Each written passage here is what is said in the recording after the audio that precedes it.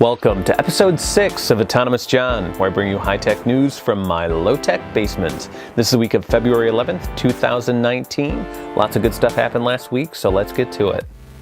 Last episode, I covered Amazon and Embark and a partnership there for Amazon's delivery services. Amazon was actually in the news again last week, this time for putting some financial backing behind the self-driving car company Aurora. Aurora is best known for their top-tier talent, namely in the founders of Chris Urmson, who was the former CTO of Google's self-driving car program, and Sterling Anderson, who was very instrumental in the development of Tesla's Model X. Aurora is building technology, not from the ground up, but working with partners to fabricate self-driving technology onto pre-existing vehicles. And it hasn't really been released at this point how much money Amazon put into Aurora, but we do know that Aurora has raised over $530 million to date. I'm very interested in Aurora, mostly just because Chris Urmson was very instrumental in my own kind of journey into self-driving cars. I was actually a pretty big skeptic of the technology, and then I saw a TED Talk that Chris Urmson gave and about all the benefits to society. I think a lot of people within the self-driving car industry, probably most, have seen it. If you haven't seen it, I do encourage you to go Google that.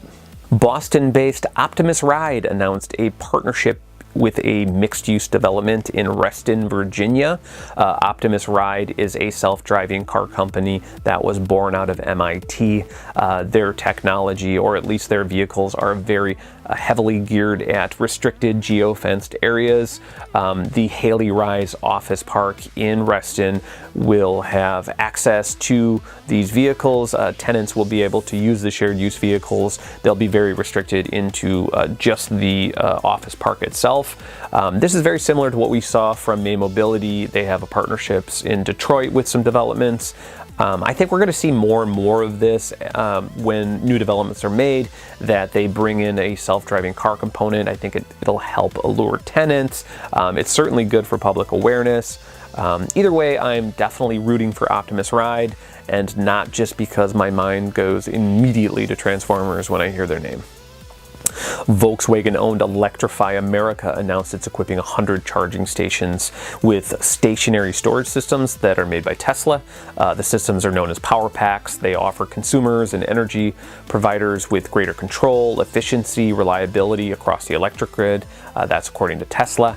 The power packs will help manage operating cost of electric vehicle chargers during peak demand periods where energy companies charge a premium in the form of a demand charge. These energy storage systems will be rolled out to the higher demand chargers across 42 states in the coming years. In other Tesla-related news, Tesla just announced it will be again cutting its price for the second time this year on its Model 3 sedan, and it's only February. Well, actually, the most recent price cut comes in conjunction with an expiring tax credit here in the States.